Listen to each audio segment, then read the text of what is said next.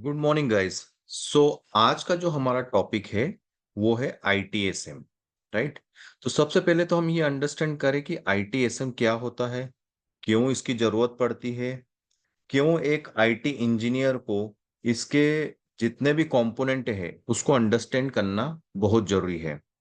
जब आप जॉब के लिए जाते हैं तो हो सकता है आपने नेटवर्किंग की क्लासेस की हो, आपने सीसीएनए किया हो, आपने लिनक्स किया हो, आपने क्लाउड किया हो, या आपने साइबर सिक्योरिटी किया हो। ये एक पर्टिकुलर डोमेन स्पेसिफिक कोर्स है।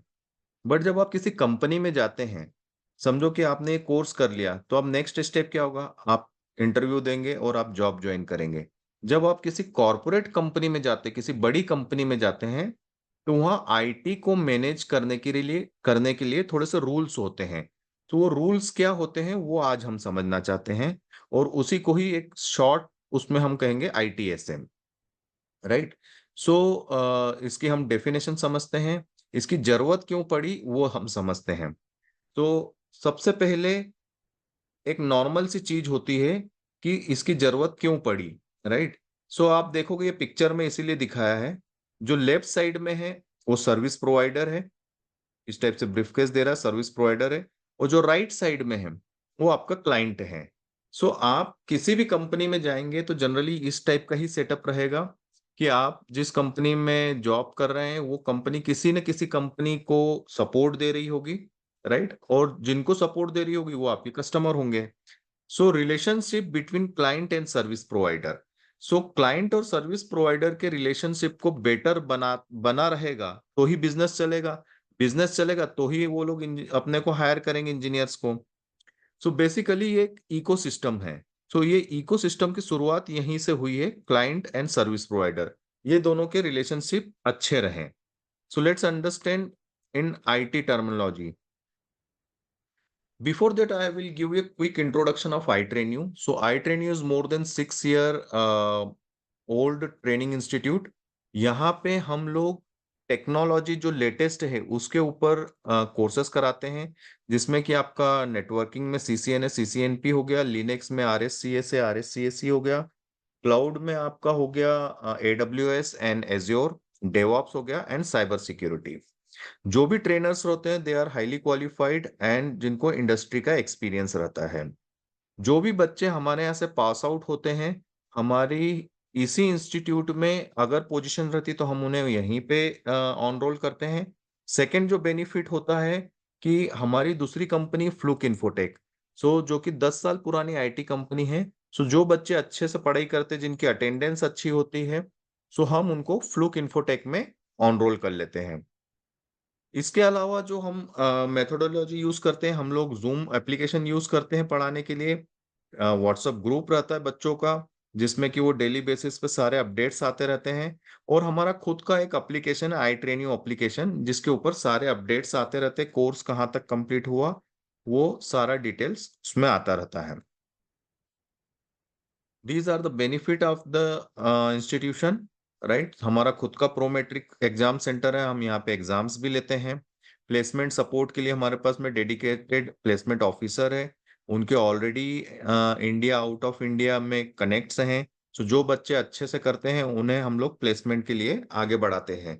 साथ में हम इस इंस्टीट्यूट में, ये इसलिए यूनिक है आई ट्रेन यू, क्योंकि हम टेक्नोलॉजी के साथ में जो अदर फैक्टर्स होते हैं जो आपको इंटरव्यू क्रैक कराने में, वो भी हम ध्यान देते हैं। जैसे कि आप इंटरव्यू देने जाते हैं, सबसे बड़ी प्रॉब्लम आती है, वो आती है आपकी कम्युनिकेशन की।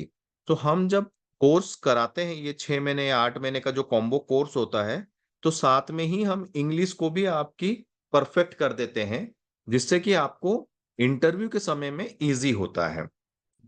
और जैसे कि ये आईटीएसएम जो आज का मॉड्यूल है, ये कोई भी नहीं पढ़ाता है। बट जब आप ज्वाइन करते हो, सबसे पहला प्रॉब्लम आपको आईटीएसएम को समझने में ही आता है। सो ये कोर्स भी हम लोग आपको फ्री ऑफ कॉस्ट देते हैं। So let's understand ITSM. So ITSM की शुरुआत हुई एसएलए से। अच्छा, अब इसमें ना सब शॉर्ट फॉर्म्स आएंगे। हम लास्ट में सब शॉर्ट फॉर्म को लिख लिए हैं, जिससे कि आपको ये याद रखने पड़ेंगे। आप जैसे ही ज्वाइन करें, जस्ट इमेजिन कि आप कोई आईटी कंपनी या सर्विस प्रोवाइडर कंपनी में ज्वाइन किए और यहाँ पे अब आपको ये सब वर्डिंग आ रही है, राइट। मैं वो वर्डिंग आपके माइंड में आज ही डालना चाह रहा हूं, सो दैट आपके लिए बहुत इजी हो। सो एसएलए क्या होता है? तो जैसे कि हमने देखा सर्विस लेवल एग्रीमेंट।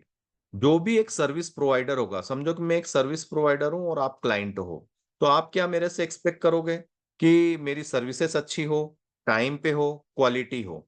तो हम उसके लिए एक एग्रीमेंट बना लेते हैं कि चलो आज मैं आपको समझो कि आपकी एक कंपनी है, आपकी फैक्ट्री है, और उस फैक्ट्री में 100 कंप्यूटर है, और उसमें स्विचेस है, राउटर है, फायरवॉल है, everything you have related to IT. और आपने वो पूरा के पूरा मुझे आउटसोर्स कर दिया, और आपने कहा कि मैं आपके साथ में एक एसएलए साइन कर लेता हूं कि जब भी कोई इशू आए तो विद इन 2 आवर्स उसको आप लॉक करोगे सिस्टम में कि हाँ इशू आया, और विद इन 4 आवर्स आप उसको सॉल्व करोगे। जो भी आपके और मेरे बीच का एग्रीमेंट हो गया उसको एक प्रॉपरली डॉक्यूमेंट करेंगे, जिसको बोलते हैं सर्विस लेवल एग्रीमेंट। तो अब हम जब भी बात करेंगे, ये समझो कि 3 साल का कॉन्ट्रैक्ट है। तो अब जब भी हम बात करेंगे, राइट, आप क्या हुए, आप कस्टमर हुए, और मैं क्या हुआ, सर्विस प्रोवाइडर हूँ। आपके यहाँ पे अगर कोई लैपटॉप या डेस्कटॉप में कुछ भी प्रॉब्लम आई, तो आप क्या करोगे, आप देखोगे कि ये सर्विस लेवल एग्रीमेंट में मैं जैसे सर्विस प्रोवाइडर हूं, तो मैंने टाइम पे आपका काम करके दिया या नहीं दिया।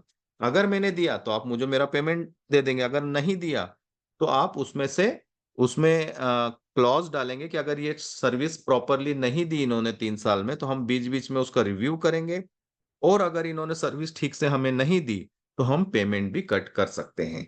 इसीलिए ये पूरा फ्रेमवर्क है कि हम प्रॉपरली इसको मैनेज करें।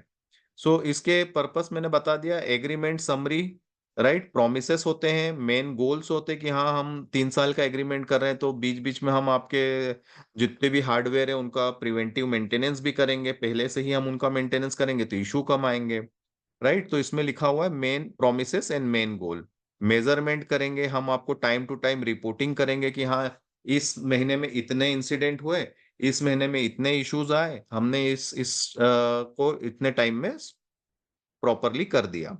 और हम एक रिपोर्ट भी बना के देंगे हमारे कस्टमर को। आप मेरे कस्टमर हुए तो मैं आपको रिपोर्ट बना के दूंगा कि देखिए मेरे को आपने ये पेमेंट दिया था, और ये 3 साल का अपना एग्रीमेंट था, और ये मैं हर महीने अपना एक रिपोर्ट कार्ड जैसे आपको देते रहूंगा। तो ये हर बड़ी कंपनी में ये एसएलए साइन होता ही होता है। ठीक है। सो अब इसमें कस्टमर बेस एसएलए भी होता है, सर्विस बेस एसएलए भी होता है, और मल्टी लेवल एसएलए भी होता है। कस्टमर बेस एसएलए जहाँ पे कस्टमर से रिलेटेड जो सर्विस एग्रीमेंट्स होते हैं वो आता है। सर्विस बेस अगर आप सर्विस प्रोवाइडर है तो उससे रिलेटेड एसएलए आता है। मल्टी लेवल मतलब कि आपका उसमें कस्टमर प्लस सर्विस ये दोनों को मिला के एक तरीके से मल्टी लेवल एसएलए बनता है। एसएलए मैट्रिक्स और केपीआई। अब केपीआई मतलब की परफॉर्मेंस इंडिकेटर। अच्छा, आपका बच्चा कॉलेज में या स्कूल में कैसा अच्छा कर रहा है कैसे पता पड़ता है? उसके परसेंटेज के बेस पे, राइट। सो वैसे ही आप मेरे को क्या बोलोगे कि यार हम आपसे सर्विस ले रहे हैं बट आपका केपीआई क्या है, कैसे मैं आपको मेजर करूं कि आप सही काम कर रहे हो, राइट। तो उसको बोलते हैं की परफॉर्मेंस इंडिकेटर। तो हम उसमें कुछ कुछ चीजें डालेंगे, जैसे कि मेरा केपीआई, देखिए केपीआई में भी ये 5-6 कंपोनेंट इंपॉर्टेंट होते हैं। स्पेसिफिक होना चाहिए, रिसोर्स अलोकेशन होना चाहिए, वेराइटी होना चाहिए, मेजरेबल होना चाहिए, और अटेंडेबल होना चाहिए, और रिलेवेंट होना चाहिए। अटेनेबल होना चाहिए और रिलेवेंट होना चाहिए। ओके। सो नाउ केपीआई का मेन मतलब होता है कि आपने जो सर्विस दे रहे हो वो प्रॉपर दे रहे हो या नहीं दे रहे हो, उसको कैसे आइडेंटिफाई करूं। तो उसके लिए पैरामीटर्स होते हैं कि हाँ विद इन 4 आवर्स मैंने ये कंप्लीट किया या नहीं किया। तो इस टाइप से हम केपीआईज बना लेंगे। ठीक है। और वो केपीआई प्रॉपर होंगे तो ही हमारा पेमेंट रिलीज होगा। So availability, response time, throughput, first call resolution. मतलब अगर फर्स्ट आपका ये एक तरीके से केपीआई हो गया, अगर आपके पास 10 कॉल आए हैं, 10 में से अगर आपने 8 कॉल पहले ही जैसे कॉल किया और कॉल पे ही फिनिश हो गया, तो आपका केपीआई आप वहां पे मेजर कर सकते हो कि यार फर्स्ट कॉल रिजोल्यूशन जो है वो बढ़िया है इस कंपनी का, है ना। और आपने मेरे से पहले जिससे आप सर्विस ले रहे थे, आपके पास में उसके केपीआईस होंगे कि यार मैं 10 बार कॉल करता था, और ये लोग कॉल पे रिजॉल्व ही नहीं करते थे। तो ये जो नई कंपनी लेके आए हैं ये बेटर है कि हम 10 कॉल करते हैं तो उसमें से 8 में ही ये रिजॉल्व कर देते हैं, मतलब 8 सक्सेसफुल होते हैं। और पहली वाली जो कंपनी थी, जब 10 कॉल करते थे हम लोग, तो उसमें से एक या दो को रिजॉल्व करते थे और फिर बोलते थे कि टाइम लगेगा। बट ये एक तरीके से केपीआई होता है, आइडेंटिफिकेशन, कि पहले वाला सही था या अभी वाला वेंडर सही है, राइट। ओके, सो यहाँ पे आपको आई थिंक एसएलए समझ में आ गया, केपीआई समझ में आ गया होगा। जब दो ऑर्गेनाइजेशन, एक हो गया सर्विस प्रोवाइडर और एक हो गया क्लाइंट, ये दोनों के बीच में एंगेजमेंट होता है, तो एक एसएलए होता है। जैसे जब शादी होती है तो उस समय फेरे होते हैं और वहां पे मंत्रों के साथ में एक टर्म्स एंड कंडीशन डिसाइड होती है, तो ये वही एसएलए है, राइट। और केपीआई मतलब आप सही कर रहे हैं और नहीं कर रहे हैं उसका identification. Now let's go to another topic which is ITSM management, right? अब ITSM मैनेजमेंट जो कि मेन टॉपिक है अपना, आईटीएसएम मैनेजमेंट में हम क्या सीखेंगे? हम देखेंगे कि आईटीएसएम के अंदर कौन कौन से फैक्टर्स हैं। तो सबसे पहला क्या है? So ITSM start with incident management, कि अगर आपका कोई भी इंसिडेंट आया तो उसको आप कैसे मैनेज करते हो। Problem management, change management, asset management, knowledge management, service catalogue, ये सारे फैक्टर्स मिला के एक आईटीएसएम बनता है, राइट। तो हम इस सारे कंपोनेंट को एक एक करके पढ़ते हैं। हर कंपनी में ये सारे के सारे मॉड्यूल यूज होते हैं। अभी तक आपने आई ट्रेन यू में नेटवर्किंग पढ़ा, क्लाउड पढ़ा, लिनक्स पढ़ा, डेवॉप्स पढ़ा, या आपने आगे वाले जो कोर्सेस है एआई एमएल वो पढ़ा। बट जब आप किसी कंपनी में जाओगे तो ये सारी चीजें आपको यूज होगी, तो इसको बहुत ध्यान से आपको समझना है। So let's start with what is ITSM. और आईटीएसएम में जो पहला है वो है इंसिडेंट मैनेजमेंट। सो इंसिडेंट मैनेजमेंट जो है, कभी भी कोई भी आपका चलता हुआ सिस्टम बंद हुआ, सो that is called incident. Any working system, either it is your laptop, desktop, mouse, keyboard, monitor, server, router, switch, firewall, ये क्या हो गई? ये आईटी असेट्स हो गई। ये चल रहे हैं, ये चलते चलते बंद हो जाए तो मतलब इंसिडेंट क्रिएट करना है। आपकी एप्लीकेशन हो गई, समझो गूगल हो गया, आपका ईमेल हो गया, आपका सीआरएम टूल हो गया, आपका वेब सर्वर हो गया, आपकी वेब सर्विस हो गई, ये क्या हो गया? ये सॉफ्टवेयर कंपोनेंट है। तो दो कंपोनेंट होते हैं, हार्डवेयर एंड सॉफ्टवेयर। तो सॉफ्टवेयर कंपोनेंट एप्लीकेशन अगर चलते चलते बंद हुई तो आपको इंसिडेंट क्रिएट करना है, right. So that is called incident. जो भी चलती हुई चीज बंद हुई, that is called incident. Incident को हम कैसे लॉक करते हैं? इंसिडेंट को लॉक करने के लिए आपके पास ऑप्शन, या तो आप, आजकल बहुत सारे लोग चैट के थ्रू इंसिडेंट लॉक कराते हैं, तो उसका एक टिकट नंबर जनरेट हो जाता है कि इंसिडेंट नंबर XYZ, है ना। फिर आप ईमेल कर सकते हैं। सो आप, तो आप मेरे क्या हो गए? आप मेरे कस्टमर हो गए, मैं सर्विस प्रोवाइडर हो गया। आपको अगर कोई इशू आया तो आप मुझसे कैसे रिपोर्ट कर सकते हैं? चैट से कर सकते हैं, ईमेल से कर सकते हैं, आप मुझे फोन कॉल कर सकते हैं, राइट। कि I have so and so problem, kindly lock the ticket. Website के थ्रू आप, मेरा अगर सर्विस डेस्क है तो आप वेबसाइट पे टिकट लॉक कर सकते हैं। या आपको मैंने मोबाइल ऐप दे के रखा है कि भाई आप मेरे कस्टमर हो, प्राइम कस्टमर हो, मैंने आपको मोबाइल ऐप भी दे के रखा है, तो आप मोबाइल ऐप के थ्रू भी लॉक कर सकते हो। तो these are the channels to log the incident. जैसे ही इंसिडेंट लॉग होता है तो मैं आपको एक नंबर दे दूंगा कि सर आपकी समस्या हमने सुनी और हमने इसके लिए एक इंसिडेंट नंबर बना लिया है। अगर आपने बोला कि ये एप्लीकेशन का प्रॉब्लम है, तो थैंक यू सर, मैं आपको ये 2 मिनट में अभी रिजॉल्व करता हूँ, आप आपकी स्क्रीन शेयर कीजिए और मैं जो भी इसमें चेंजेस कर देता हूँ और इसको रिजॉल्व कर दूंगा। तो ऐसे जो होते हैं फर्स्ट कॉल पे ही आपके इशू रिजॉल्व हो जाते हैं, जो जनरली एप्लीकेशन बेस रहता है। तो उसको आप ऑन कॉल ही रिजॉल्व कर लेते हैं। कुछ केस ऐसे होते हैं कि जो हार्डवेयर वाले होते हैं कि मॉनिटर ही नहीं चल रहा, तो आपको जाके देखना पड़ेगा, तो you need to go to on desk and then resolve, right. तो ये दो टाइप की कैटेगरी भी हो गई। अब इंसिडेंट जो होते हैं वो 3 टाइप के होते हैं, एक हो गया हाई, एक हो गया मीडियम और एक हो गया लो। ठीक है, तो हाई, मीडियम और लो इसको समझते हैं। Large number of staff users are affected, financially impact, समझो कि एक बैंक की एप्लीकेशन है, ठीक है। सो एप्लीकेशन बंद हो गई तो क्या हुआ? जितने भी बैंक के कस्टमर है उनको इम्पैक्ट हो गया, तो ये क्या हो गया? ये सीवियरिटी हाई हो गया।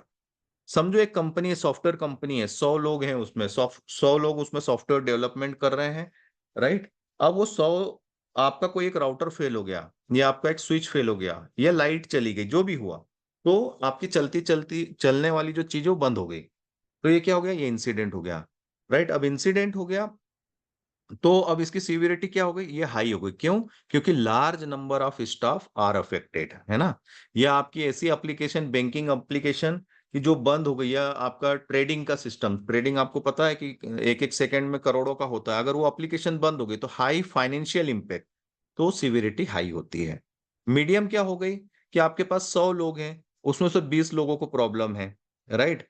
या आपकी ट्रेडिंग की एप्लीकेशन है, ट्रेडिंग की एप्लीकेशन परफेक्ट चल रही है, सब कुछ सही चल रहा है, ओनली एक एक उसमें कंपोनेंट है वो नहीं चल रहा है, तो वो मीडियम हो गया। राइट।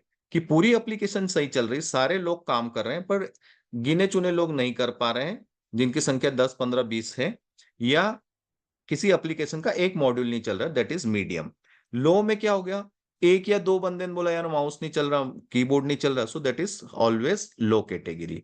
आपकी एप्लीकेशन चल रही है, वो थोड़ी स्लो चल रही है, so that is low category incident. आपकी एप्लीकेशन चल रही है, हो सकता है कि एक जगह कुछ एरर आ रहा है जो कि आपके पूरे प्रोसेस को कहीं से कहीं तक दिक्कत नहीं देता है। राइट।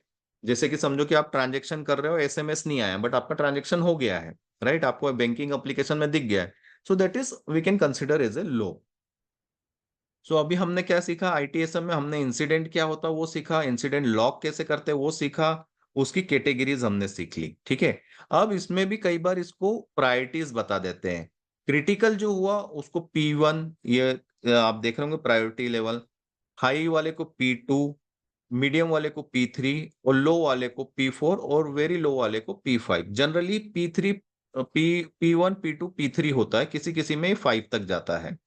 राइट। जो P1 होगा उसको इमीडिएट सॉल्व करना है, क्योंकि भैया अगर क्रिटिकल है, सारी कंपनी का एप्लीकेशन बंद हो गया, बैंक बंद हो गया, या आपके 100 लोग काम कर रहे हैं वो बिल्कुल ही आइडियल हो गए, तो वो प्रोडक्टिविटी जीरो हो गई, आपका पैसा लग रहा है, इनको पे कर रहे हो आप। Right, so it is loss. तो आपको इमीडिएट सॉल्व करना है। हाई, उसको 10 मिनट के अंदर, ये रिस्पॉन्स टाइम है। रिस्पॉन्स टाइम और रिजोल्यूशन टाइम, ये दोनों अलग होता है। रिस्पॉन्स टाइम मतलब आपके ये ऊपर जो लिखे हुए चैट, ईमेल, कॉल, मतलब मैं कॉल कर रहा हूं तो आपको इमीडिएट रिस्पॉन्स करना है ना। रिस्पॉन्स मतलब आपको उठाना है और मेरे से बात करनी है ना। मीडियम में 1 आवर, लो में 24 आवर्स, और इसमें 7 दिन। और एक होता है रिजोल्यूशन, कि अगर क्रिटिकल है तो आपको इमीडिएट रिजोल्व भी करना है। हाई है तो उसका भी एक एसएलए होगा, इसका भी एक केपीआई होगा कि 4 घंटे के अंदर करना है। मीडियम है तो हो सकता है कि 2 4 5 घंटे, 6 घंटे, 10 घंटे का हो सकता है। लो है कि हाँ ठीक है कि बिल्कुल लो है तो आप उसको 1 2 दिन तक का आप समय दे सकते हो। सो एक हो गया रिस्पॉन्स टाइम, कि आपको इमीडिएटली कॉल अटेंड करना है, कस्टमर को बताना है। समझो कि आप कस्टमर हो, मैं आपका सर्विस प्रोवाइडर हूँ, और आप मेरे को कॉल कर रहे हो और मैं उठाऊं नहीं। Right, so it's not look good, है ना। और आप बोलोगे कि यार मैंने तो आज जब एसएलए साइन किया था तुमने मेरे को कहा था कि जो रिस्पॉन्स टाइम रहेगा वो 5 मिनट रहेगा, और अब तो मेरे को आधा आधा घंटा लग जाता, आप मेरे को रिस्पॉन्स ही नहीं करते, तो आपका केपीआई और एसएलए आप ब्रीच कर रहे हो, है ना। सो ये चीजें सारी मेजर होती है। और मैंने यहाँ पे आपको प्रायोरिटीज बता दी, और क्रिटिकलिटी और कैटेगरी बता दी। सो अब जो इंसिडेंट होता है उसको एक तो आपको होता है डिटेक्ट, उसको रिस्पॉन्स करना, उसको रिकवर करना, टाइमली उसको रिकवर करना। ठीक है। और उस इंसिडेंट से क्या लर्निंग हुई, राइट, उसको आपको कहीं ना कहीं नोट डाउन करना। कि समझो कि एक बंदे का स्क्रीन का प्रॉब्लम हो गया, या एक एप्लीकेशन है, वो एप्लीकेशन में बार बार एक ही जगह पे इशू आता है, तो आपने उसको सॉल्व कर दिया, वेरी गुड, वेल डन। अब आपकी शिफ्ट खत्म हो गई, अब दूसरा बंदा है, उसको भी ये प्रॉब्लम आएगी, तो थोड़ा रिसर्च करेगा, फिर वही प्रॉब्लम को सॉल्व करेगा। बट अगर आपने उसके लिए कुछ नोट बना के रखा हो कि इस टाइप की प्रॉब्लम आए तो ये सॉल्यूशन है, सो दैट इज इंपॉर्टेंट कि उस इंसिडेंट से क्या लर्निंग हुई और उसको डॉक्यूमेंट कर दिया जाए। कई बार इंसिडेंट ह्यूमन मिस्टेक के कारण भी होता है, कि कोई इंजीनियर है उसने गलती से कोई पैच डाल दिया और उसके कारण पूरी एप्लीकेशन बंद हो गई। Right, so that is called human related incident. तो उसको भी आप नोट कर लो कि आगे से हम उसको कैसे अवॉइड करें कि वो इंसिडेंट ना हो। राइट, कैसे हम उसको ऑटोमेट कर सकें, और इम्प्रूवमेंट जो भी हमारी लर्निंग हुई उसके बेस में हम बेसिस पे हम लोग इम्प्रूवमेंट करें। सो यहाँ पे हमारा इंसिडेंट मैनेजमेंट खत्म हो गया है। Right, I hope you understand how one company handle entire incident management, incident log करना, इंसिडेंट की प्रायोरिटी बताना, उसकी कैटेगरी बताना, उससे क्या सीखा और कैसे हम इंप्रूव करेंगे, right. So let's go to next chapter. Next chapter जो है वो आईटी सर्विस मैनेजमेंट है, राइट। सो आपका आईटी सर्विस मैनेजमेंट में आपका मेन चीज आता है प्रॉब्लम मैनेजमेंट। अब हमने इंसिडेंट समझ लिया, अब प्रॉब्लम मैनेजमेंट। अच्छा, यहाँ पे बहुत इंटरेस्टिंग चीज है, बहुत से लोग कंफ्यूज हो जाते हैं इंसिडेंट मैनेजमेंट और प्रॉब्लम मैनेजमेंट में, इसीलिए मैंने ये पिक्चर यहाँ पे रखा है। सो इंसिडेंट मैनेजमेंट, जो आपके कंटिन्यूस इंसिडेंट आ रहे हैं, लैपटॉप नहीं चल रहा, डेस्कटॉप नहीं चल रहा, या स्विच नहीं चल रहा, या एप्लीकेशन नहीं चल रही है। अच्छा, प्रॉब्लम मैनेजमेंट क्या होता है? जो इंसिडेंट रिकरिंग आ रहे हैं, राइट, एक ही कैटेगरी के इंसिडेंट रिकरिंग आ रहे हैं, उसको हम प्रॉब्लम टिकट बना देते हैं।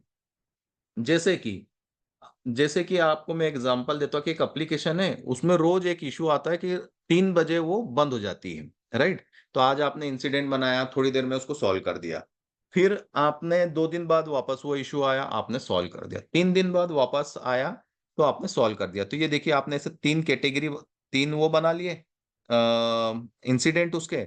अब आपने सोचा यार ये तो रोज ही आ रहा है, तो मैं इसको प्रॉब्लम टिकट बना दूं और इसका प्रॉपर चेक करें कि क्या प्रॉब्लम है।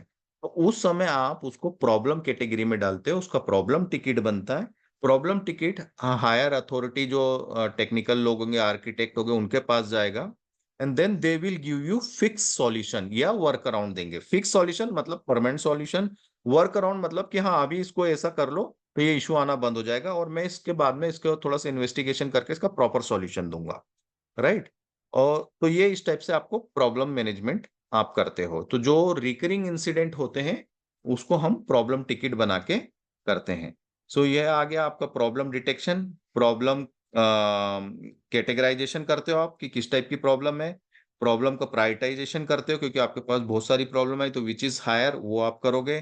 प्रॉब्लम एनालिसिस करोगे, उसका डिटेल अंडरस्टैंडिंग की ये क्यों आ रहा है, क्या आर्किटेक्चर रिलेटेड इशू है या कोई थर्ड पार्टी किसी सर्विस प्रोवाइडर का इशू है। प्रॉब्लम को फिर रिजॉल्व करोगे, प्रॉब्लम को क्लोज करोगे, राइट। तो ये हो गया आपका प्रॉब्लम मैनेजमेंट। नाउ हम जाते हैं नेक्स्ट टॉपिक पे, जो कि हो गया आपका change management. So change management में आपका मेन चीज आता है कि चेंज मैनेजमेंट क्यों यूज होता है, राइट। अब आप समझो कि आपने मुझे आपकी कंपनी का पूरा नेटवर्क या पूरा आपका सिस्टम आईटी से रिलेटेड मेरे को दे दिया। मैं एक समझो कि एक आपका वेंडर हूँ, राइट। अब चूंकि प्रॉपर्टी किसकी है, समझो कि आप एक बैंक हो और आपने मेरे को ये सब दे दिया है कि भाई आप अच्छी कंपनी हो और मैं आपके साथ में सर्विस एग्रीमेंट करता हूँ कि 3 साल तक आप मेरा आईटी संभालोगे, राइट। बट जो बैंक के अंदर राउटर लगे, स्विचेस लगे, डेस्कटॉप लगे, सर्वर लगे, वो प्रॉपर्टी किसकी हो गई? वो बैंक की हो गई, राइट। अब मैं उसमें कुछ भी करने जा रहा हूँ चेंज, तो उसके लिए एक प्रॉपर अप्रूवल लेना जरूरी है, राइट। कि कल को मैं कोई चेंज कर रहा हूं तो at least somebody from their side should approve. So that is called change management process. या कोई एप्लीकेशन है, उस एप्लीकेशन में नया कंपोनेंट ऐड करना है, नया मॉड्यूल ऐड करना है, तो चेंज मैनेजमेंट लगेगा। जो चीज चल रही है उसमें अगर हमको कुछ एडिंग करना है, राइट, या हमको कोई ऐड किया था उसके कारण कुछ प्रॉब्लम भी आई तो हमको उसको रिमूव भी करना है, तो भी चेंज लगेगा। सो जो करंट प्रोडक्शन में जो चीज चल रही है उसमें कुछ ऐड करना या निकालना है, उसके लिए आपको चेंज मैनेजमेंट लगता है। क्यों? क्योंकि वो एक सिस्टम है, एक एप्लीकेशन है, बैंक की एप्लीकेशन चल रही है, कोई भी इंजीनियर जाके वहां पे कुछ भी चेंज कर देगा, पूरी एप्लीकेशन डाउन हो जाएगी। तो it is loss of bank, loss of financial loss और रेपुटेशनल लॉस। रेपुटेशनल कि अरे यार फलाना बैंक तो 1 घंटे बंद था, right. So that is big big problem for any bank, right. और फाइनेंशियल प्रॉब्लम, 1 घंटा अगर कोई बैंक रहे तो करोड़ों रुपए का नुकसान। I hope you understand. So कोई भी चीज चेंज होने के पहले एक प्रॉपर डिस्कशन होता है, एक कमिटी बैठती है, उस कमिटी को हम कैब बोलते हैं, change advisory board, CAB। So change advisory board में उस कंपनी के, आप जैसे बैंक हो तो आपके जो मेन मेन आईटी के जो बंदे होंगे वो बैठेंगे, आईटी हेड होगा, CIOs होंगे, उनको मैं चेंज प्रेजेंट करूंगा कि सर आपने मेरे को जो बताया था ये प्रॉब्लम है, मैंने उसका प्रॉब्लम का सॉल्यूशन निकाल लिया है, अब मुझे ये चेंज करना है, और इतने समय में मैं ये चेंज चालू करूंगा, इतने समय में चेंज फिनिश करूंगा, स्टार्ट टाइम, एंड टाइम, इसमें ये रिस्क भी आ सकते हैं सर कि अगर ये करने जाऊं तो ये प्रॉब्लम भी आ सकती है। So are you ready to take this risk या नहीं? तो मुझे आपका अप्रूवल चाहिए। तो ये पूरा प्रोसेस होता है। तो पहला step change request. Change request जाएगा, चेंज रिक्वेस्ट रिव्यू होगा पहले, फिर उसकी प्लानिंग होगी कि कब करना है, कैसे करना है, रिस्क तो नहीं है, रिस्क है तो रिस्क का बैकअप प्लान क्या होगा, वो चेंज प्लानिंग में आ जाएगा। फिर चेंज सब कुछ बन जाने के बाद में, अच्छा ये सारी चीजें सॉफ्टवेयर के ऊपर होती, सारी चीजें डिटेल्ड में लिखी जाती है आईटीएसएम टूल्स में, आगे मैं बताऊंगा वो। और फिर वो इसका भी चेंज टिकट बनता है, तो वो चेंज टिकट अप्रूवल के लिए जाता है। फिर अप्रूवल होने के बाद में किसके पास जाता है चेंज टिकट अप्रूवल के लिए? ये एडवाइजरी बोर्ड के लिए। पूरा उनको एक्सप्लेन करना पड़ता है कि मैं, जैसे मैंने अभी एक्सप्लेन किया, वो जब अप्रूव करेंगे तो चेंज इंप्लीमेंट होगा। चेंज इंप्लीमेंट के बाद में आप रिव्यू करोगे। आप क्या रिव्यू करोगे? आप ये रिव्यू करोगे कि चेंज सक्सेसफुल हुआ या चेंज फेलुअर हुआ। अगर चेंज सक्सेसफुल हुआ तो आप उसमें नोट डालेंगे, फेलुअर हुआ तो उससे क्या लर्निंग हुई और क्या आगे का प्लान होगा वो होगा। जब वो कंप्लीट हो जाएगा तो चेंज क्लोजर हो जाएगा। So this is the full cycle of change management. I hope you understand कि किसी भी कंपनी में एक चेंज मैनेजमेंट कैसे काम करता है, स्टार्ट फ्रॉम चेंज रिक्वेस्ट बनाने से चेंज क्लोजर तक के लिए। और केप की रिस्पॉन्सिबिलिटी क्या होती? चेंज केप की रिस्पॉन्सिबिलिटी ये होती कि उसके जो बंदे ने चेंज टिकट भरा हुआ है वो टिकट को प्रॉपरली एनालाइज करे कि वाकई सब चीजें डिटेल में डाली है या नहीं डाली है।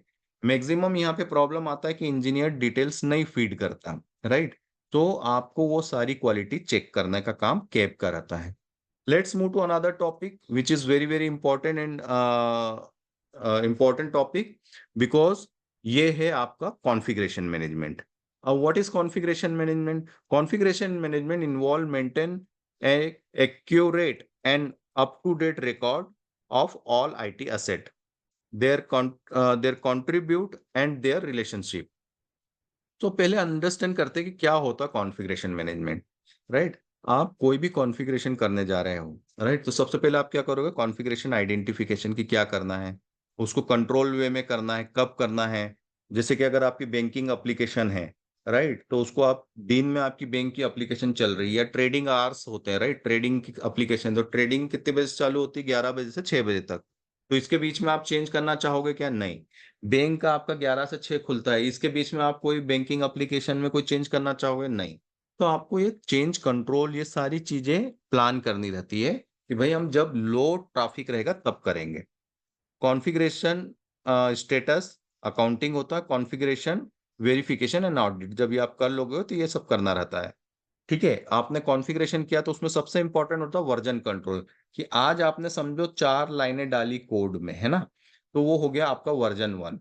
आपने बाद में 10 दिन बाद आपको कुछ इशू आया या आपने उसमें कुछ एनहेंसमेंट भी करना है, आपने बोला कि मेरे को ये 4 लाइन का कोड और डालना है, तो वो आपका हो जाएगा वर्जन 2। तो version control is important, right? फिर आपको एक्सेस एंड बैकअप सबका जो आप कॉन्फ़िगरेशन करने जा रहे हो, तो उसके पहले आप जो करंट है उसका बैकअप लेके रखोगे, प्रॉपरली उसको 2 जगह सेव करके रखोगे, राइट? फिर आपका इंसिडेंट का जो है उसका एनालिसिस करोगे, परफॉर्मेंस जो जो पहला इंसिडेंट आया जिसके लिए आप चेंज लेके जा रहे हो उसका आप एनालिसिस पहले से करके रखोगे। परफॉर्मेंस मेजर करोगे कि भाई before change and after change, right? Doctor जब जाता है तो कोई भी ऑपरेशन करता है तो बिफोर का पैरामीटर और आफ्टर का पैरामीटर मेजर करता है। वैसे ही एज ए आईटी में हम अपने आप को डॉक्टर ही समझना चाहिए, राइट? तो जो भी इश्यूज लेके आते हैं तो हमें भी ईमानदारी से उनको प्रॉपरली सॉल्व करके देना चाहिए। कभी भी हमने उसमें, समझो कि अगर आप डॉक्टर के पास में जाओ और डॉक्टर बोले कि हाँ ठीक है मैं देखता हूँ, तो आपको कैसा लगेगा? वैसे ही आप आईटी इंजीनियर नहीं, आप आईटी डॉक्टर बन रहे हो, तो कोई भी आपके पास प्रॉब्लम लेके आए तो आपकी नैतिक जिम्मेदारी बनती है कि उसको प्रॉपरली जवाब देना पोलाइट वे में और उसको सॉल्व करके देना। रिसोर्स मैनेजमेंट करना कि उस चेंज के लिए कितने बंदे लगेंगे। अब रिसोर्स आप समझो कि वो चेंज में 6 लोग चाहिए और आपके पास उस दिन छुट्टी पे 3 ही लोग हैं, तो आप नहीं कर पाओगे, राइट? तो आपका रिसोर्स मैनेजमेंट होना चाहिए। चेंज अप्रूवल प्रोसेस फॉलो हुआ कि नहीं वो देखना चाहिए। इम्पैक्ट एनालिसिस कि कभी ये इसके कारण कुछ इशू आया तो क्या इम्पैक्ट होगा, उसको कैसे मिटिगेट करेंगे। रोल्स एंड रिस्पॉन्सिबिलिटी, अगर 6 बंदे हैं तो 2 लोग ये करेंगे, 2 लोग ये करेंगे, 2 लोग ये करेंगे। सो ये पूरा एक कॉन्फ़िगरेशन मैनेजमेंट और उसकी प्लानिंग होती है। I hope it is you understand.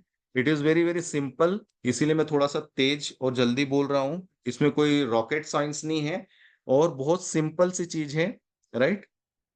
तो आगे हम बढ़ते हैं। IT asset management. अब चूंकि आप बैंक हो और मैं आपका वेंडर हूं, असेट किसकी हुई? लैपटॉप किसका हुआ? आपका हुआ। प्रिंटर किसका हुआ? आपका हुआ। ठीक है। राउटर किसका हुआ? आपका हुआ। सर्वर किसका हुआ? आपका हुआ। ये नीचे जो दिख रहे हैं ना, सारे असेट्स हैं। किसी भी कंपनी में इस टाइप के असेट्स होती है, आईटी असेट बोलते हैं इनको। दूसरी असेट होती है, ये फिजिकल असेट हो गई है। बाकी की जो दूसरी असेट होती है वो होती है सॉफ्टवेयर असेट, कि आपका कोई एप्लीकेशन है या आपकी लाइसेंसेस, जो सॉफ्टवेयर लाइसेंस होते हैं, that is also called asset, right. उसको सॉफ्टवेयर असेट मैनेजमेंट बोलते हैं, और ये हार्डवेयर असेट मैनेजमेंट हो गया। सो आपने बोला कि यार ठीक है, मैं तो बैंक हूँ, मेरा काम तो बैंक चलाना, मैंने पूरा आईटी आपको दिया, तो असेट मैनेजमेंट भी आप ही संभालो। तो असेट मैनेजमेंट सबसे पहले क्या आता है? All IT asset should be register and uniquely identify. आपने मेरे को 100 लैपटॉप दिया, तो 100 लैपटॉप पे मैं टैगिंग करूंगा। टैग करना मतलब उसमें एक स्टिकर लगाऊंगा, है ना। आपके ये जो आपने सीसीएनएम पढ़ा होगा, ये स्विचेस हैं, तो ये स्विचेस सारी टैग होना चाहिए। आपने एमसीएसई और लिनक्स में पढ़ा होगा सर्वर, तो ये सर्वर सारे टैग होना चाहिए। कौन से रेक में लगे हुए हैं, कौन से डेटा सेंटर में लगे हुए हैं, मुंबई में लगे हैं कि दिल्ली में लगे हैं, वो पूरा असेट टैग होता है। असेट टैग कैसा होता है? देखो यहाँ पे दिख रहा है, आईएनडी मतलब इंडिया। अगर ये मल्टीनेशनल कंपनी होगी, अगर ये लंदन में होगा, तो कुछ भी यहाँ पे लंदन लिखा रहेगा या यूके लिखा रहेगा या यूएस लिखा रहेगा, तो उससे आपका फर्स्ट जो कैरेक्टर है वो कंट्री को हो जाता है। पुणे मतलब लोकेशन, कि पुणे में है। डी मतलब डेस्कटॉप 007, ये आप आपके मन से कर सकते हो। यहाँ पे आर लिख दोगे तो राउटर, एस लिख दोगे तो स्विच, पी लिख दोगे प्रिंटर। आपके ऊपर है, आपकी कंपनी जो भी बनाती है। तो इस टाइप से एक स्टिकर बना के आप लगा दोगे। कल को आप कोई भी ये बंदा आपको लेके आएगा। अच्छा, फिर ये आप किसी को असेट को अलोकेट करोगे, समझो कि ये आपने एक राकेश नाम के बंदे को असेट अलोकेट किया, तो आप आईटीएसएम का जो टूल होगा उसमें आप रजिस्टर बना लोगे कि हम ये वाला असेट मैंने सो एंड सो बंदे को दिया। ठीक है। अच्छा, आईटी असेट मैनेजमेंट क्यों जरूरी है? इसके बहुत सारे पहलू हैं। पहला तो ये एक अमाउंट है, राइट। ये जितनी भी चीजें हैं ये सब खरीदी गई हैं, पैसा लगा है इसके ऊपर। राउटर स्विचेस फायरवॉल करोड़ों रुपए के हैं। तो ये प्रॉपर रखे हैं कि नहीं रखे हैं, कोई से चोरी तो नहीं हो गई, या कुछ इसमें डैमेज तो नहीं हो गया। तो ये आपने मेरे को जवाबदारी दी, तो अब मेरी क्या जवाबदारी कि भाई पहले तो मैं इसको सबको टेक कर लूं कि मेरे को आपने 100 चीज दी। सर आज आपने मेरे को 100 चीज दी, आप भी देख लो कि 100 चीजें और ये साइन हो गया। तो हाँ ठीक है, अपन दोनों के बीच में अंडरस्टैंडिंग है कि 100 चीजें दी हैं, और ये मैंने 100 को मार्क भी कर दिया। अब वो 100 चीजों को मैं किस किस को दे रहा हूँ वो भी मैं रजिस्टर में नोट करते जा रहा हूँ। आईटी एसेट की भी एक लाइफ होती है, एक सर्टेन पीरियड के बाद में उसको डिस्पोजल करना रहता है। तो जब हम वो 100 में से 10 को डिस्पोज कर रहे होंगे, तो भी मैं आपको बताऊंगा कि सर ये 10 डिस्पोज हो गए, अब 90 ही मेरे पास में है, राइट। तो that is called IT asset management. Second option क्या आ गया इसमें? इंटीग्रेटेड एसेट मैनेजमेंट टूल, जो मैंने ऑलरेडी आपको बता दिया कि भाई उसको रजिस्टर करेंगे टूल में, राइट। उस समझो कि मैंने ये सर्वर है, तो ये जो सेकंड टॉपिक है इसका मतलब है कि आपको इसको आपके टूल में ऐड करना है। तो समझो सर्वर को ऐड कर दिया मैंने, राइट। अब ये सर्वर में कुछ इंसिडेंट भी आ गया, राइट। तो आप क्या करोगे? टूल में जाओगे, इंसिडेंट जब बनाते, जब हमने इंसिडेंट पढ़ा ना कि कैसे इंसिडेंट आया फिर आपने रिजॉल्व किया, तो जब आपने इसकी एंट्री बनाई होगी तो आपको समझो कि वहां पे आया कि सर्वर डाउन है, तो आपको जब सर्वर की एंट्री बनी होगी ये असेट रजिस्टर के थ्रू, तो आप वहां पे सिलेक्ट कर लोगे कि कौन सा सर्वर डाउन है, राइट। तो बोलोगे ये वाला सर्वर डाउन है, तो आप उसमें लिख दोगे कि इसमें ये इश्यूज हैं। तो ये आपको आईटीएसएम टूल में भी डालना जरूरी रहता है, इसीलिए सारी चीज लिंक्ड है। बार बार इस सर्वर में इशू आ रहा है मतलब आपको प्रॉब्लम टिकट बनाना है इसके लिए, राइट। इसके अंदर चेंज करना है, चेंज मैनेजमेंट करना है, तो आपको उसका नाम चाहिए रहेगा। इसीलिए आईटी असेट मैनेजमेंट भी जरूरी है, क्योंकि यहाँ पे उसका रजिस्ट्रेशन होता है आपके सिस्टम में। Identify your asset inventory using automated discovery.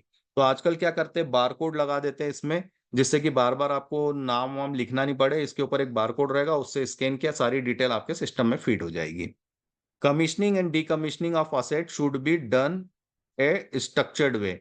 ये कमीशन मतलब कब आया, कब लगाया, और डीकमीशनिंग मतलब इसको कब निकाला और कब इसको डिस्पोज किया। डिस्पोज किया मतलब फेंकना या गार्बेज में डालना, ठीक है, कि अब हमारे काम का नहीं है, इससे हमने सारी डाटा निकाल लिया है, अब ये बिल्कुल डम्ब है और अब इसको हम डिस्पोज कर सकते हैं।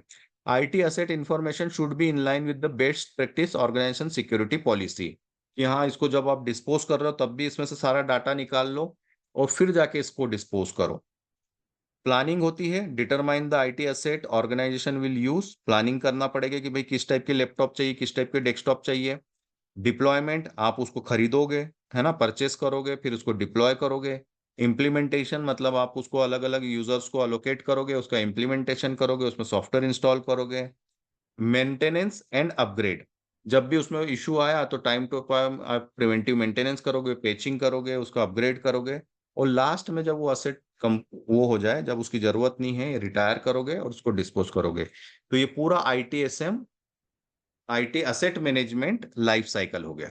ठीक है, आई होप यू अंडरस्टैंड। आप मेरे कस्टमर हो, मैं आपका सर्विस प्रोवाइडर हूं, तो आप मेरे से ये सारी चीजें एक्सपेक्ट करोगे कि टैगिंग हो, प्रॉपर उसका मैनेजमेंट हो, उसका स्टार्ट से लगाकर डिस्पोज तक की सारी रिस्पॉन्सिबिलिटी आपने मुझे दी और मैं उसको प्रॉपरली कर रहा हूँ।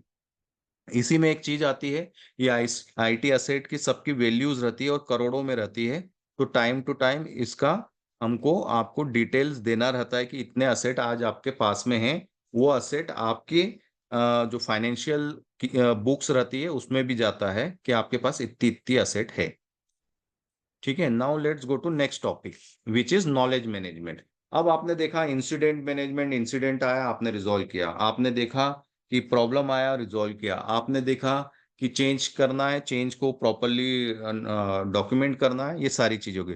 नॉलेज मैनेजमेंट भी उसी का पार्ट है। नॉलेज मैनेजमेंट में आपको जो भी आप सीख रहे हो आपके डे टू डे वर्क में, वो कहीं पे केबी, है ना, केबी बोलते जनरली उसको, केबी बना के रखना, है ना। या आप एक नॉलेज आर्टिकल बना के रखना कि आपको ये इशू आया, आपने उसका एक आर्टिकल लिख दिया। आप चेंज करने जा रहे हो, चेंज में ये इशू आया तो आपने उसका एक आर्टिकल बना के लिख दिया। तो नॉलेज मैनेजमेंट क्यों बेनिफिट देता है? Helps remote worker, enhance customer experience, improve productivity, improve your IT service desk efficiency. मतलब कि अगर आपका नॉलेज मैनेजमेंट अच्छा है, आपके सारे इंजीनियर बहुत अच्छे से काम कर रहे हैं, जो भी इशू आता है प्रॉपरली उसका नॉलेज आर्टिकल बनाते हैं, तो जो बंदे शिफ्ट में आते हैं ना उनके लिए बहुत ईजी हो जाता है। समझो आपका एक प्रॉब्लम आ रहा है, मैंने उसको सॉल्व कर दिया और मैंने नॉलेज आर्टिकल बना दिया, तो जो भी नेक्स्ट बंदा आएगा वो प्रॉब्लम आएगा फटाफट पड़ेगा और उसको सॉल्व करेगा। तो क्या होगा, आपका और मेरा मतलब आप मेरे कस्टमर हो गए और मैं आपका सर्विस प्रोवाइडर हो गया। आपको प्रॉब्लम हुई, मैंने फास्ट सॉल्व कर दिया बिकॉज मेरे पास नॉलेज आर्टिकल था, तो यू विल बी हैप्पी। और ये पूरी जो हम कथा कर रहे हैं, ये आप और मेरे बीच के रिलेशनशिप अच्छे बने रहे, आप मुझे टाइम टाइम पे प्रोजेक्ट देते रहें, जिससे कि मेरे जो टीम जो मैंने हायर करी मैं उनको टाइम टाइम पे सैलरी देते रहूं। ये सारे फैक्टर्स बहुत इंपॉर्टेंट है। अगर आज मैं अच्छे से काम नहीं करूंगा तो अगले साल आप मुझे ये कॉन्ट्रैक्ट नहीं देंगे, और अगर आप मुझे कॉन्ट्रैक्ट नहीं दे रहे तो ये जो 10 बंदे हैं इनको आई आई कैन नॉट पे, राइट। तो फिर मेरे को उनकी और प्लानिंग करनी पड़ेगी। तो ये रिलेशनशिप मेंटेन करने के लिए सारे कंपोनेंट जो आईटीएसएम के हैं ये बहुत इंपॉर्टेंट है। अभी तक आपने टेक्निकल पढ़ाई करी, राइट, ये पढ़ाई करना भी बहुत जरूरी है। इसीलिए आई ट्रेन यू में ही ये चीज पहले से ही आपको सिखाई जाती है कि आप किसी ऑर्गेनाइजेशन में जाओ तो क्यों ये सारी चीजें इंपॉर्टेंट है, ये आपको आज ही पता चल जाए। इस वीडियो के माध्यम से आपको आज आईटीएसएम के सारे कंपोनेंट बहुत इजी तरीके में मैं बता रहा हूँ। ठीक है, तो हमने देखा प्रोडक्टिविटी इंप्रूव हो गई, जैसे इंसिडेंट आया फटाफट नॉलेज आर्टिकल पढ़ा सॉल्व कर दिया, आपका वही काम मिनटों में हो गया, जो कि घंटों लगते आपको सर्च करना पड़ता गूगल करते। Right, improve your service desk efficiency, आपका टिकट आया फटाफट रिजॉल्व किया। तो एक केपीआई होता है कि आपने कितनी देर में वो टिकट सॉल्व किया, तो वो आपका इंप्रूव्ड रहेगा, फास्ट आपने 2 मिनट में या 3 मिनट में सॉल्व कर दिया। अगर उसी स्मॉल सब्जेक्ट को आप 3 या 4 घंटे में कर रहे हो तो कस्टमर मतलब आप मुझे क्या बोलोगे, अरे यार छोटी सी चीज के लिए इतना समय लगाते हो यार आप लोग, राइट। सो ये सारी चीजें एक दूसरे से लिंक्ड है, इसीलिए इस टाइप से सर्कल बना हुआ है। रिड्यूस रिपीटेटिव हेल्प रिक्वेस्ट, अगर आपको आपने देख लिया किसका नॉलेज आर्टिकल है तो जो भी उसका है फास्ट आप उसको रिजॉल्व कर सकते हो। और बार बार वही इशू आ रहा है तो आप प्रॉब्लम टिकट बना दो, भाई ये बार बार इशू आ रहा है प्रॉब्लम टिकट, इसका मेरे को रूट कॉज एनालिसिस दो, RCA, रूट कॉज एनालिसिस। मतलब जो प्रॉब्लम बार बार आ रहा है तो हम उसका RCA मांगते हैं, कि इसका रूट कॉज एनालिसिस बताओ, काय को आ रहा है, ये क्यों प्रॉब्लम आ रहा है और इसका आप फाइनल सॉल्यूशन क्या दोगे, राइट। तो आप आरसीए मांग सकते हो। रिड्यूस एवरेज हैंडलिंग टाइम, जो मैंने आपको ऑलरेडी बता दिया कि किसी भी इंसिडेंट को कितना फास्ट हम रिजॉल्व करते हैं उसको हैंडलिंग टाइम बोलते हैं। Let's go to another topic, जो कि है सर्विस कैटलॉग।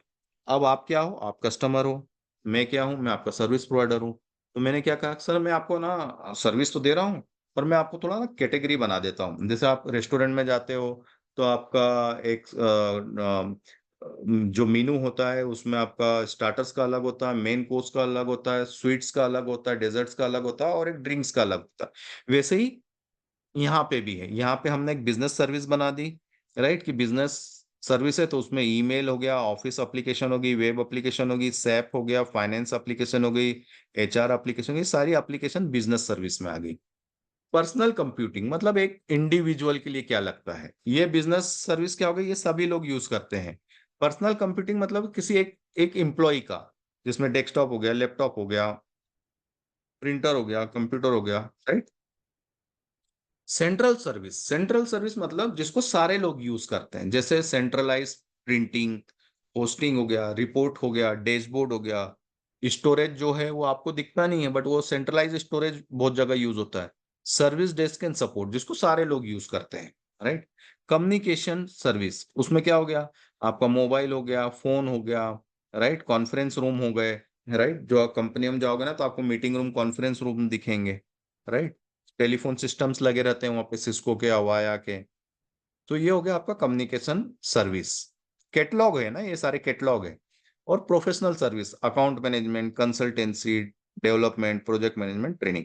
तो आप बोलोगे अच्छा आपको किस में प्रॉब्लम आई, बोले डेस्कटॉप में ही, ओके ओके, तो ये जो कैटलॉग में से मैं देखूंगा कि अच्छा ये किस में आता है, अच्छा ये तो पर्सनल कंप्यूटिंग में आता है।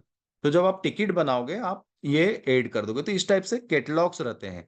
तो आप, जैसे आप कस्टमर हो, मैं आपका वेंडर हूं, तो मैं आपको इस टाइप से कैटलॉग बना दूंगा। Create a service catalog, categorize service, ये अलग अलग टाइप की सर्विस को हमने कैटेगराइज कर लिया। कॉन्फ़िगर सर्विस आइटम, हम इस सिस्टम में, इसको हम सिस्टम में डाल देंगे कि जब भी आपको प्रॉब्लम आए तो मैं वहां से कैटलॉग सिलेक्ट कर लूं। अच्छा, इसका बेनिफिट क्या होता है, बेनिफिट ये भी होता है कि समझो कि आपके आईटी टीम में पूरे समझो कि आपका लैपटॉप्स के ऊपर एक पेज डालना है, तो लैपटॉप के ऊपर पेज डालना है, तो इस लैपटॉप से जुड़े हुए जितने भी लोग हैं, है ना, 100 लोगों में वो पेज जाएगा। तो आप यहीं से एक साथ मैसेज भेज सकते हो कि आज रात को पेचिंग करने वाला हूं। तो आप क्या करोगे, आप सिलेक्ट करोगे ये वाला कैटलॉग और वहां पे मैसेज कर दोगे कि आज रात को पेचिंग होगी। तो ये बेनिफिट्स होते कैटलॉग बनाने के, राइट। कॉन्फ़िगर फिर आता है publish in self service portal. ठीक है, तो ये हमारे पोर्टल में ये सारे कैटलॉग्स चले जाते हैं। इसका, ये सेल्फ सर्विस पोर्टल क्या होता है ये भी आप समझ लो। एक होता है कि आपने मेरे को बोला कि मेरे को ये प्रॉब्लम आ रहा है लैपटॉप में और आप इसको रिजॉल्व करो। तो मैं क्या करूंगा, मैं जाऊंगा टिकट बनाऊंगा, प्रॉब्लम है मतलब इशू आया है तो इंसिडेंट बनाऊंगा और आपको टिकट नंबर दे दूंगा कि मैं इस टिकट पे काम कर रहा हूँ। एक होता सेल्फ सर्विस पोर्टल, कि मैंने आपको ही पोर्टल दे दिया, आप ही जाओगे वहां पे, आप ही डिटेल्स डालोगे, इंटर जैसी दबाओगे, आपको सामने आपका इंसिडेंट नंबर मिल जाएगा, राइट। तो आपने खुद ने ही वो इशू को लॉक किया, उसको बोलते हैं सेल्फ सर्विस पोर्टल।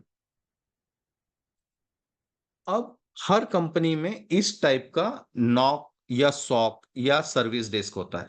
सर्विस, तीन चीजें हैं। सर्विस डेस्क मतलब कि उसमें नॉर्मल जो भी इंसिडेंट हुआ या प्रॉब्लम हुआ, वो सारी चीजें ऑन कॉल, जो मैंने चैनल्स बताए थे, फोन, चैट, ईमेल, वो सारे फर्स्ट जब आप उसको रिस्पॉन्स करते हैं, वो होता है सर्विस डेस्क। तो आपके इस टाइप से आप मॉनिटर करते रहते हैं वहां पे। हो सकता है कि आपका एप्लीकेशन डाउन हुई तो आपने इंसिडेंट बना दिया, है ना। आपका राउटर डाउन हुआ तो आपने इंसिडेंट बना दिया। अगर आपकी छोटी कंपनी है, 100 लैपटॉप या 100 डेस्कटॉप या 100 सर्वर हैं, और आपने सबके अलर्ट सेट कर दिए, जैसे ही अलर्ट आया आपने इंसिडेंट बना दिया। ये किसका काम है, इंसिडेंट मैनेजमेंट का, सॉरी सर्विस डेस्क का काम है। आपके पास फोन आया कि ये इशू आया, आपने इंसिडेंट बना दिया, ये आपका काम है ना। तो आपको फोन उठाना, इंसिडेंट लॉक करना, ticket banana, that is call your L1 task, है ना। किसी भी कंपनी में L1 engineer, L2 engineer, L3 engineer होता है। तो L1 इंजीनियर का काम होता है मॉनिटर करना इस टाइप से स्क्रीन पे, फोन कॉल्स को रिसीव करना, कस्टमर को प्रॉपरली जवाब देना, कभी भी रूड जवाब नहीं देना चाहिए। हमेशा समझना चाहिए कि आप डॉक्टर हो और सामने वाला पेशेंट है, आपको उसकी प्रॉब्लम समझनी है। प्रॉपर कैटलॉग सिलेक्ट करके, उसको प्रॉपर कैटेगराइज करके, उसको आप टिकट बना के दोगे। That is called service desk, right. Second क्या हो गया, नॉक हो गया, नेटवर्क ऑपरेशन सेंटर। वहां पे भी इस टाइप की चीजें रहती है। वहां पे पर नेटवर्क रिलेटेड कंपोनेंट रहते हैं कि लिंक चालू है कि नहीं, आपका राउटर सही चल रहा है कि नहीं चल रहा है ना। तो नेटवर्क को मॉनिटर करने वाली जहां पे चीज होती है उसको नॉक बोलते हैं, और जहां पे सिक्योरिटी को मॉनिटर करते हैं उसको सॉक बोलते हैं, सिक्योरिटी ऑपरेशन सेंटर। कि ये अटैक आ रहा है, इतने अटैक आए हैं, इतने हमने अटैक को रिजॉल्व किया है, राइट। तो इस टाइप से सॉक होता है। ये तीनों टाइप के रूम्स होते हैं। कहीं कहीं जगहों पे छोटी कंपनी रहती है तो एक ही जगह सब लोग बैठ जाते हैं, राइट। अब सर्विस डेस्क मैनेजमेंट में सबसे इंपॉर्टेंट जो होता है इनके लिए, जो यहाँ बैठते हैं उनके लिए होता है, सबसे बड़ा हथियार होता है टूल। टूल्स में क्या हो गए, सबसे ज्यादा आज की डेट में चलता है जोहो डेस्क, अपना इंडियन प्रोडक्ट है, बहुत बढ़िया प्रोडक्ट है। दूसरा है सर्विस नाउ, वर्ल्ड वाइड सबसे ज्यादा सर्विस नाउ चलता है, सारी बड़ी कंपनियों में सर्विस नाउ चलता है। फिर आता है फ्रेश डेस्क और ज़ेनडेस्क। मैक्सिमम कंपनी में, सारे कॉर्पोरेट में सर्विस नाउ और जोहो डेस्क यूज होता है, राइट।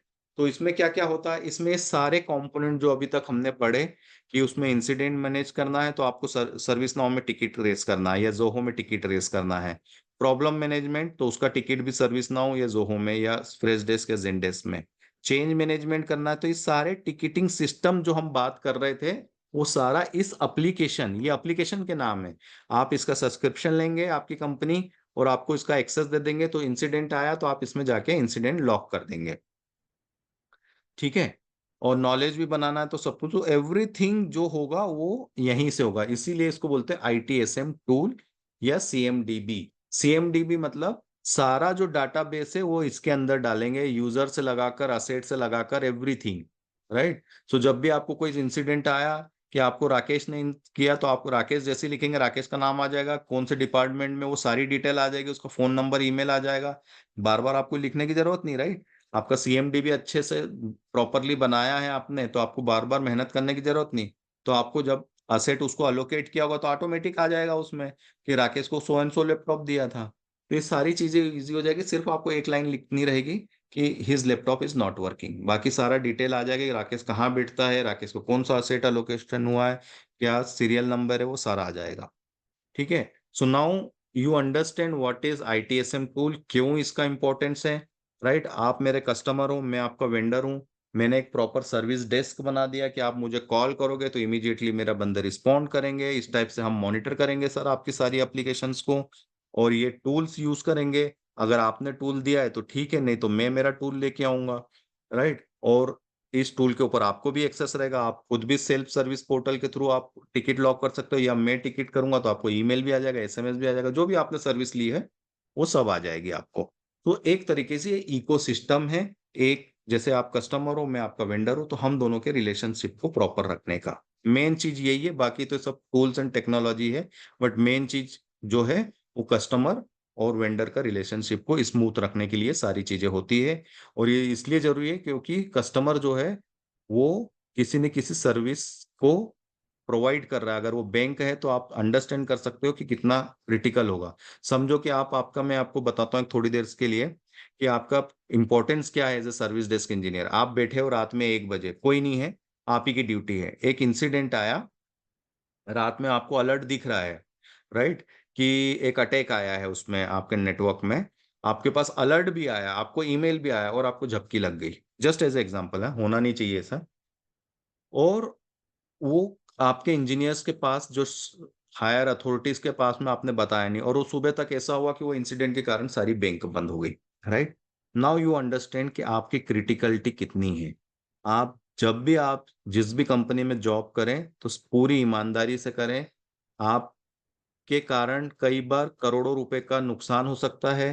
कई बार ऐसा होता है कि अगर आप समझो कि फ्लाइट, कोई एयरपोर्ट में बैठे हुआ और आप इंसिडेंट मैनेज नहीं कर पाए, तो हो सकता है कि सारी फ्लाइटें कैंसिल हो जाए। हो सकता है किसी को अर्जेंसी में एग्जाम देने जाना हो, किसी को अर्जेंसी में किसी के पेरेंट्स की तबीयत खराब हो तो जाना है और उसकी फ्लाइट कैंसिल हो जाए, या उसकी एग्जाम देने नहीं जा पाए।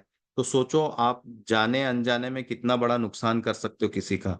इसीलिए आप एक आईटी डॉक्टर हो, राइट? आपको अपना काम बहुत ईमानदारी से करना है।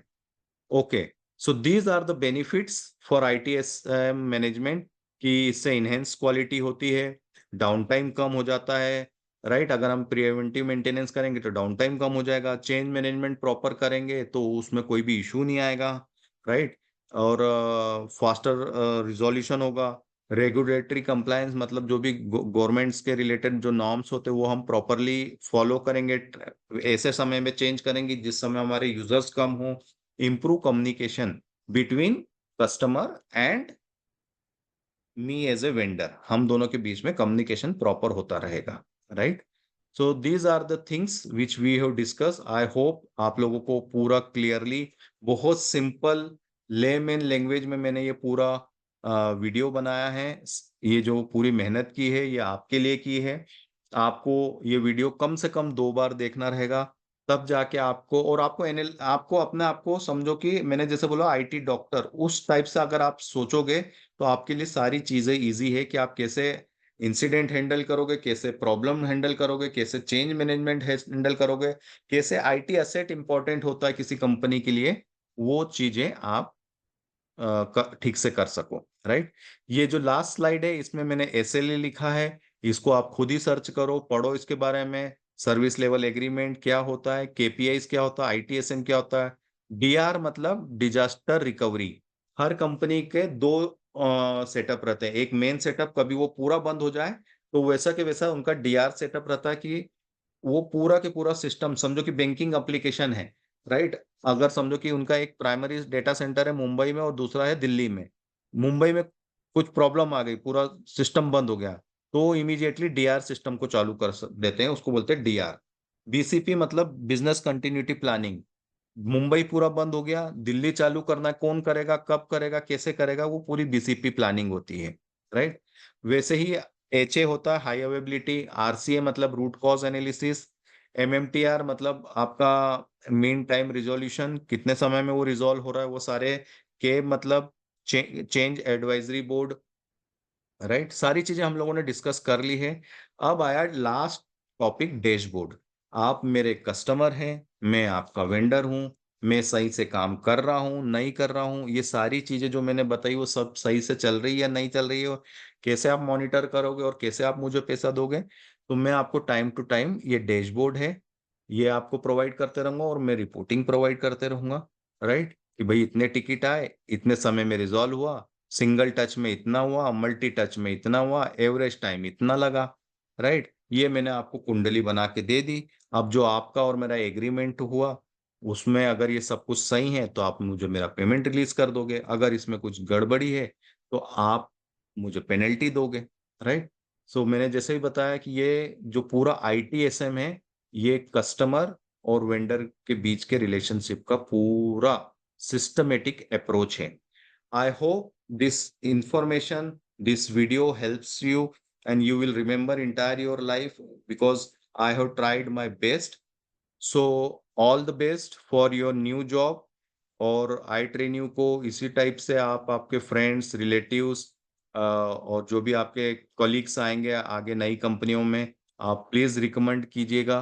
हम यहाँ पे टेक्नोलॉजी के साथ में कम्युनिकेशन के लिए इंग्लिश भी पढ़ाते हैं, और साथ में आईटीएसएम जैसे टूल्स, क्या टेक्नोलॉजी होती, क्यों आईटीएसएम इम्पोर्टेंट होता है, ये सारी चीजें आप जब जॉब करने जाते हैं उसके पहले ही आपको ये सारी चीजें ट्रेन करके भेजते हैं। So all the best everyone, and hope this video is informative for you। I have one request, please like and subscribe my channel। Thank you।